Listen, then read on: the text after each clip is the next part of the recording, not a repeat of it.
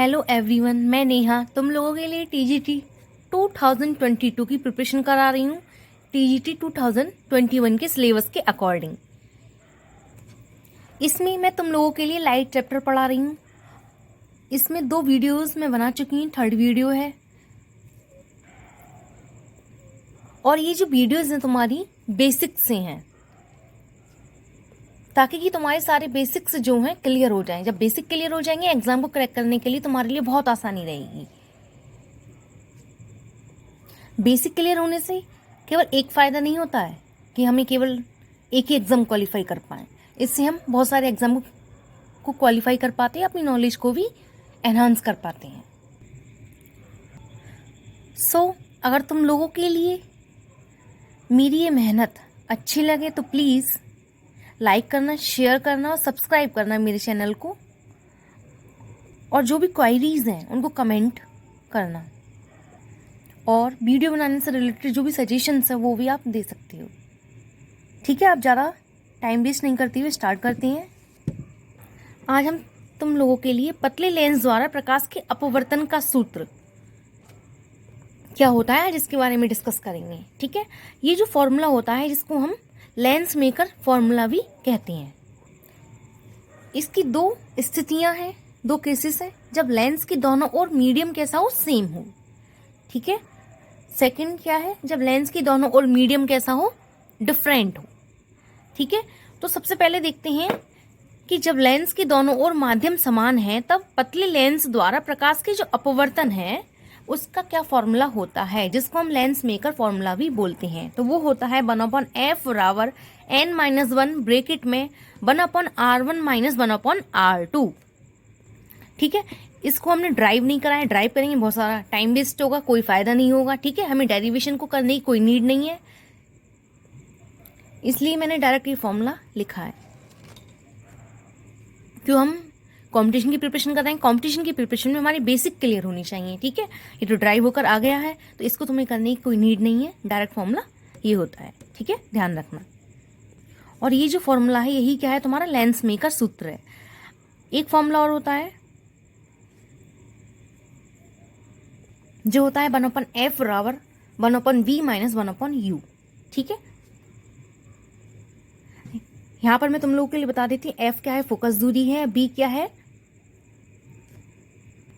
प्रतिबिंब की दूरी है, और u क्या है, वस्तु की दूरी है।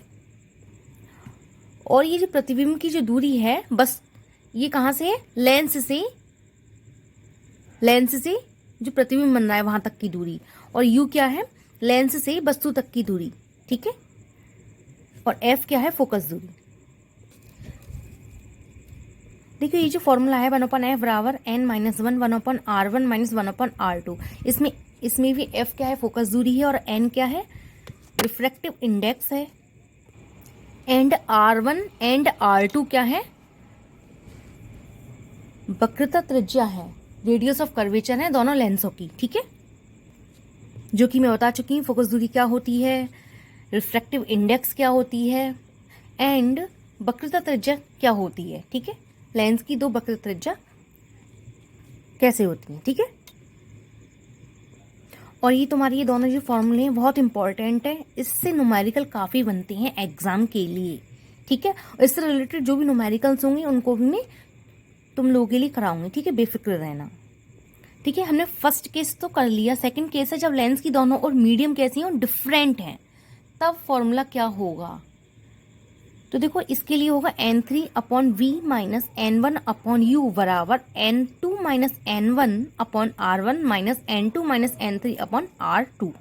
ठीक है, इस फॉर्मूले को ध्यान रखना। अब यहाँ पर देखो n2 क्या है, यहाँ पर n2 है लेंस का निरपेक्ष अपवर्तनांक। ठीक है, यानी लेंस का एब्सोल्यूट रिफ्रैक्टिव इंडेक्स, जबकि n1 क्या है, बाईं ओर के माध्यम का निरपेक्ष अपवर्तनांक, यानी लेफ्ट हैंड साइड की जो मीडियम है उसका एब्सोल्यूट रिफ्रैक्टिव इंडेक्स, जबकि n3 क्या है, राइट हैंड साइड के जो मीडियम है उसका एब्सोल्यूट रिफ्रैक्टिव इंडेक्स या दाईं ओर के माध्यम का निरपेक्ष अपवर्तनांक। ठीक है, here n2 is greater than n1 and n2 is greater than n3। ठीक है। यदि लेंस की दोनों ओर मीडियम कैसा हो, सेम है, यानी n3 बराबर n1, n2 क्या है, कांच का अपवर्तनांक है, कांच यानी लेंस का अपवर्तनांक है, क्योंकि लेंस कैसा होता है, कांच का बना होता है। ठीक है। यदि लेंस के दोनों ओर मीडियम कैसा है, सेम है, यानी n1 बराबर n3, तो n1 बराबर n3 को हम इस फॉर्मूले में पुट करेंगे तो हमें जो वैल्यू फाइंड आउट होगी वो है 1/v माइनस 1/u बराबर n2/n1 minus 1/r1 minus 1/r2। ठीक है। इसको सॉल्व करोगे तो ये आ जाएगा। देखो, माना कि लेंस की कांच का मीडियम के सापेक्ष, लेंस की कांच का मीडियम के सापेक्ष रिफ्रैक्टिव इंडेक्स क्या है, n है, तब तो n बराबर क्या हो जाएगा, n2/n1। ठीक है।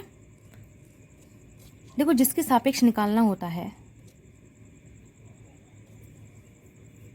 उसको नीचे लिख लेते हैं, जिसका निकालना होता है उसको ऊपर लिख लेते हैं। हमें निकालना किसका है, लेंस की कांच का, जबकि लेंस की कांच का रिफ्रैक्टिव इंडेक्स हमने क्या माना है, n2 माना है। ठीक है।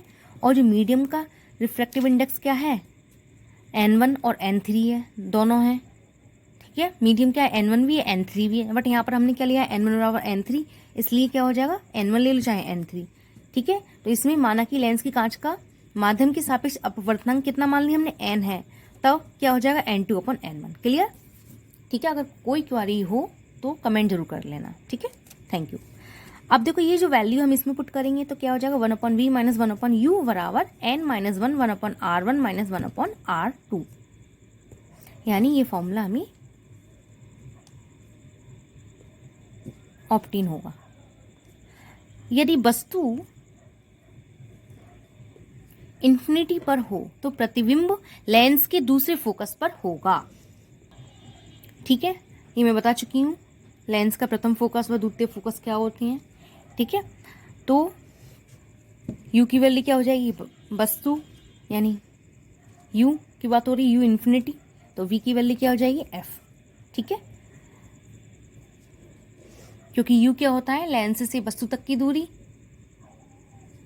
जबकि v क्या होता है, लेंस से प्रतिबिंब की दूरी।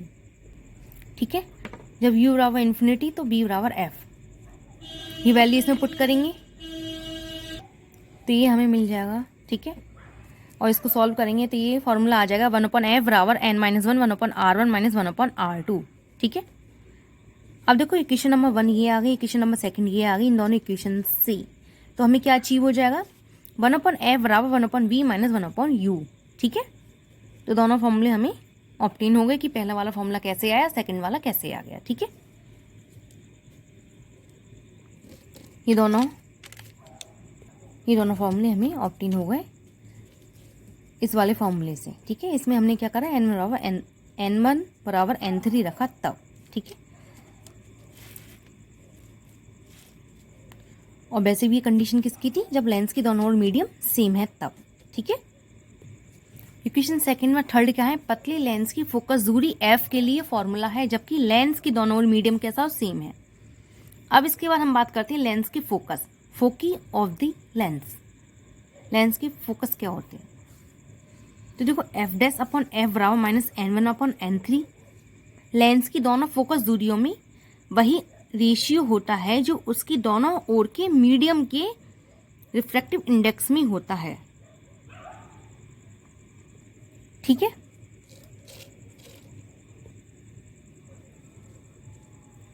यदि लेंस की दोनों ओर एक ही मीडियम है, यानी n1 बराबर n3, तब ये जो वैल्यू है इसमें पुट करेंगे तो f' बराबर क्या हो जाएगा, माइनस के f। दोनों फोकस दूरियों की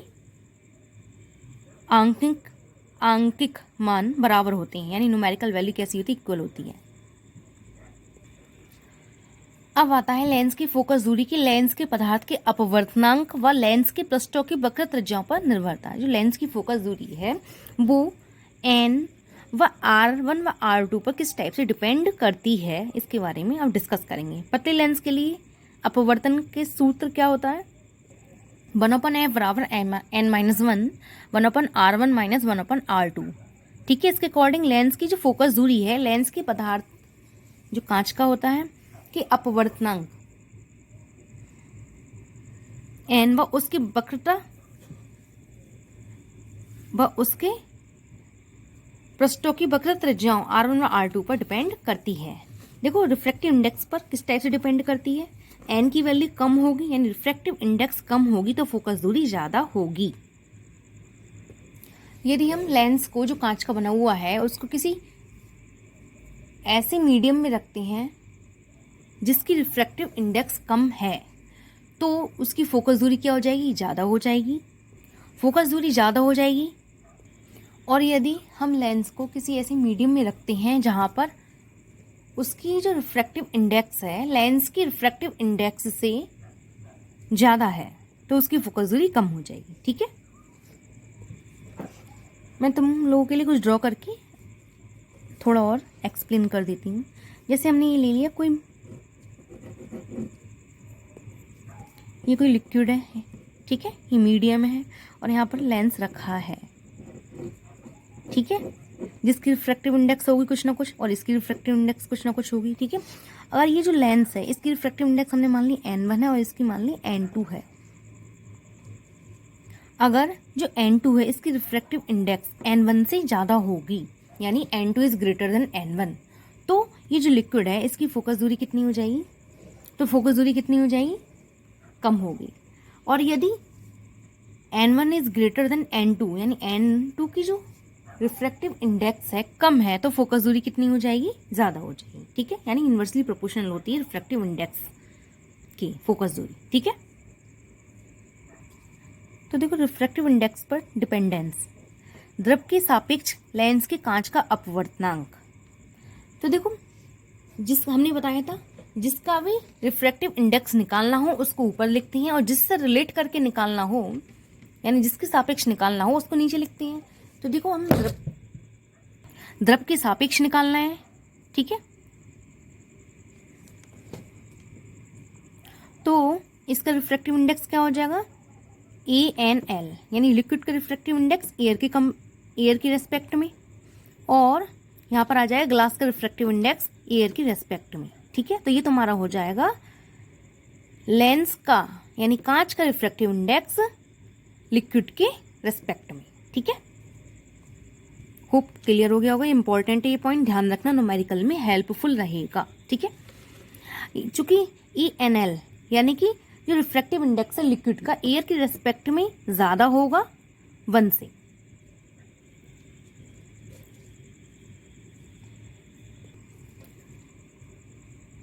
क्योंकि एयर का जो रिफ्रैक्टिव इंडेक्स होता है 1.0003 होता है तो लिक्विड का जो रिफ्रैक्टिव इंडेक्स होगा एयर के रेस्पेक्ट में कितना होगा, 1 से ज़्यादा होगा। इसलिए जो ग्लास का रिफ्रैक्टिव इंडेक्स है लिक्विड के रेस्पेक्ट में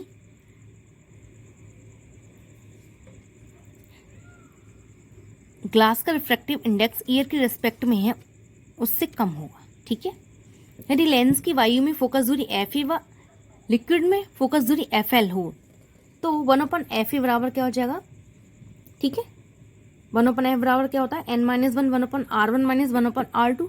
उस फॉर्मूले में हम पहले किसके ले रहे हैं फोकस दूरी, एयर की, लेंस की वायु में फोकस दूरी ले रहे हैं, ठीक है, एयर में ले रहे हैं फोकस दूरी, तो 1/FA हो जाएगा। तो लेंस हमारा क्या है, ग्लास का बना होता है यानी ग्लास की रिफ्रैक्टिव इंडेक्स एयर की रेस्पेक्ट में यानी ANG -1 1/R1 1/R2 and liquid की फोकस दूरी क्या हो जाएगी 1/FL बराबर लिक्विड की रिफ्रैक्टिव इंडेक्स, सॉरी किसी लिक्विड में ग्लास की रिफ्रैक्टिव इंडेक्स यानी ग्लास की रिफ्रैक्टिव इंडेक्स किस मीडियम में, लिक्विड में, तो LNG -1 1/R1 1/R2। ठीक है, ठीक है, तो देखो यहाँ पर एक पॉइंट देखो कि जो रिफ्रैक्टिव इंडेक्स हमने निकाली है ग्लास की एयर के रेस्पेक्ट में, ठीक है, अपॉन एयर की रिफ्रैक्टिव इंडेक्स होगी। तो एयर की रिफ्रैक्टिव इंडेक्स कितनी होती है, नियर अबाउट यानी अप्रॉक्स 1 होती है, इसलिए इसको डायरेक्ट ये लिख दिया ANG। ठीक है, तो देखो हमने अब इसको क्या करा, डिवाइड करा, मतलब सॉल्व करा, तो FL/FA की जो वैल्यू निकल कर आएगी कुछ इस टाइप से आएगी जो 1 से ज़्यादा होगी, यानी F L is greater than F A, यानी लिक्विड की जो फोकस दूरी है ज़्यादा होगी एयर की फोकस दूरी से। अतः लिक्विड में डुबोने पर लेंस की जो फोकस दूरी बढ़ जाती है, परंतु उसकी प्रकृति नहीं बदलती। कहने का मतलब है अगर उत्तल लेंस है वो उत्तल लेंस की तरह ही बिहेव करेगा, और अवतल लेंस है तो अवतल लेंस की तरह बिहेव करेगा। ठीक है। यदि लेंस को किसी ऐसे लिक्विड में रखा जाए जिसकी रिफ्रैक्टिव इंडेक्स लेंस के कांच के रिफ्रैक्टिव इंडेक्स के बराबर हो, ठीक है, यानी लिक्विड की जो रिफ्रैक्टिव इंडेक्स है एयर के रेस्पेक्ट में, और ग्लास की जो रिफ्रैक्टिव इंडेक्स है यानी लेंस की जो रिफ्रैक्टिव इंडेक्स है एयर के रेस्पेक्ट में, दोनों इक्वल हों, तब ग्लास की रिफ्रैक्टिव इंडेक्स लिक्विड के रेस्पेक्ट में क्या हो जाएगी, 1 आ जाएगी। ठीक है। अब हम लिक्विड की क्या निकालना है, फोकस दूरी निकालना है, तो क्या हो जाएगा, ये वैल्यू तो 1 हो गई, 1 हो गई, 1 माइनस 1 हो जाएगा, 1/r1 माइनस 1/r2, यानी ये वैल्यू आ जाएगी 0। लेंस की फोकस दूरी इन्फिनिटी हो जाएगी। अब लेंस एक पैरेलल ट्रांसपेरेंट प्लेट की भांति व्यवहार करेगा, वह इनविजिबल हो जाएगा।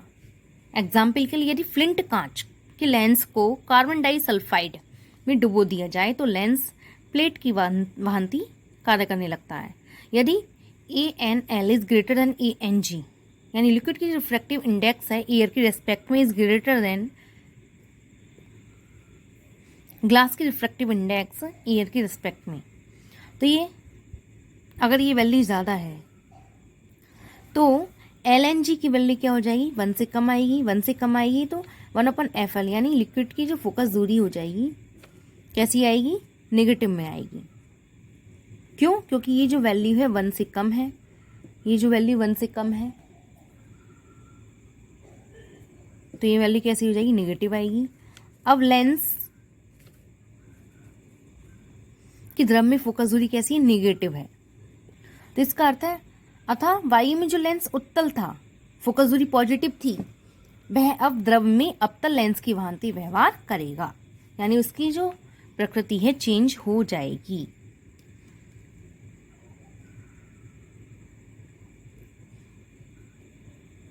यानी उत्तल अवतल की तरह बिहेव करेगा और अवतल उत्तल की तरह बिहेव करेगा। एग्जाम्पल के लिए वायु का बुलबुला जिसकी सतह यानी सरफेस उत्तल होती है जल में अवतल लेंस की भांति व्यवहार करता है। अब सेकंड आता है वक्रता त्रिज्याओं पर निर्भरता। इस पर किस टाइप से डिपेंड करती है। द्विउत्तल वाई कॉन्वेक्स लेंस के लिए R1 क्या होता है, पॉजिटिव होता है, R2 नेगेटिव होता है। ये तो मैं अच्छे से डिटेल में बता चुकी हूँ। ठीक है, तो इसमें टाइम वेस्ट नहीं करती हूँ, पिछली वीडियो देख लेना तो क्लियर हो जाएगा। तो 1/f बराबर n-1 1/r1 प्लस 1/r2 हो जाएगा, क्योंकि 1/r1 माइनस 1/r2 होता है, R2 यहाँ पर नेगेटिव है, नेगेटिव नेगेटिव पॉजिटिव हो जाएगा, तो ये फॉर्मूला आ गया। ठीक है, अतः उत्तल लेंस की फोकस दूरी पॉजिटिव होती है, द्विअवतल वाई कॉनकेव लेंस के लिए R1 नेगेटिव होता है व R2 पॉजिटिव होता है, अतः 1/f बराबर minus n-1 1/r1 plus 1/r2 होगा। ठीक है, ये दोनों फॉर्मूले रिमेंबर रखना, ये भी इंपॉर्टेंट है। अतः अवतल लेंस की फोकस दूरी नेगेटिव होती है। अतः इन सूत्रों से स्पष्ट है बड़ी वक्रता त्रिज्या वाले लेंस के लिए फोकस दूरी कैसी होती है, अधिक होती है, जबकि छोटी वक्रता त्रिज्या वाले लेंस के लिए फोकस दूरी कम होती है। या ऐसा बोल सकते हैं पतले लेंस की फोकस दूरी अधिक होती है व मोटे लेंस की फोकस दूरी कम होती है। यदि n बराबर 1.5 है, लेंस के कांच का अपवर्तनांक है ये, ठीक है, एंड R1 बराबर R2 बराबर R है, ठीक है, सो f बराबर R आ जाएगा व f की वैल्यू -R आ जाएगी, यानी फोकस दूरी जो है वक्रता त्रिज्या के बराबर हो जाएगी। यदि उत्तल या अवतल लेंस का एक पृष्ठ समतल है तो n बराबर 1.5 के लिए f की वैल्यू 2r आ जाएगी। अतः इससे क्या क्लियर है, n बराबर 1.5 के लिए लेंस के लिए n बराबर 1.5 के लेंस के लिए f की वैल्यू जो है r से कम नहीं हो सकती। ठीक है, अब इसमें कुछ पॉइंट नोट करना। ठीक है, किसी लेंस की फोकस दूरी वायु और निर्वात में न्यूनतम होती है, अन्य मीडियम में कैसी होती है, इसकी वैल्यू बढ़ती है। यदि लिक्विड की रिफ्रैक्टिव इंडेक्स ग्लास की रिफ्रैक्टिव इंडेक्स से ज़्यादा है तो लेंस की प्रकृति बदलती है। कैसे? देखो, लिक्विड की रिफ्रैक्टिव इंडेक्स ज़्यादा है, रिफ्रैक्टिव इंडेक्स ज़्यादा है जिससे फोकस दूरी कम हो जाएगी। फोकस दूरी कम होने से मतलब वो नेगेटिव हो जाएगी। तो अगर वो उत्तल है तो अवतल की तरह वेव करेगा, अवतल है तो उत्तल की तरह वेव करेगा। और 1/f बराबर 1/v माइनस 1/u क्या है? लेंस फॉर्मूला है। एंड 1/f बराबर 1/v माइनस 1/u। इसमें एफ, वी व यू की जो वैल्यू है साइन के सहित यानी चिन्ह सहित रखते हैं और रखी जानी चाहिए। तो एफ क्या है? यहाँ पर फोकस दूरी है उत्तल लेंस के लिए जिसकी वैल्यू पॉजिटिव होती है, और एफ ये जो फोकस दूरी अवतल लेंस के लिए जिसकी वैल्यू नेगेटिव होती है, और यू जो होता है जो लेंस से वस्तु की दूरी है हमेशा नेगेटिव होती है। बी की वैल्यू वास्तविक प्रतिबिंब के लिए पॉजिटिव, वी की वैल्यू आभासी प्रतिबिंब के लिए नेगेटिव होती है। लेंस पर आपतित किरणें उसके दूसरी ओर निकल जाती हैं अपवर्तन द्वारा, अतः वास्तविक प्रतिबिंब सदैव वस्तु की ओर न बनकर लेंस की दूसरी ओर बनता है, जबकि आभासी प्रतिबिंब सदैव वस्तु की ओर ही बनता है। ठीक है, ये कुछ पॉइंट्स हैं, इनको ध्यान रखना। होप ये वीडियो तुम लोगों के लिए हेल्पफुल रहे और रहेगी भी। और तुम लोगों के लिए अगर ये हेल्पफुल रहे और कुछ मदद मिले तो please like, share and subscribe my YouTube channel और गिव योर सपोर्ट। काफ़ी मेहनत करनी पड़ती है। ठीक है, thank you for watching my YouTube channel. Thank you.